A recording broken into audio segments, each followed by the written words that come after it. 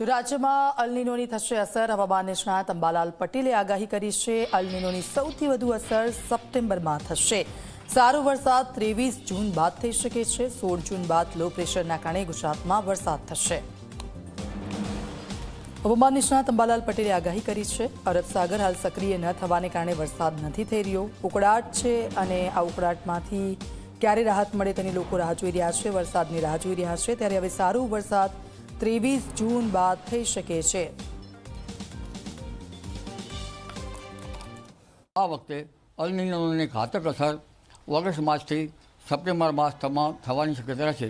September માસમાં તો ઘાતક અસર વધી જશે, પરંતુ તે પૂર્વે એટમોસ્ફેરિક વેવ એમડીઓ આફ્રિકા તરફ આવે તો પણ ભારતમાં ચોમાસું ધીરે ધીરે સારું થાય.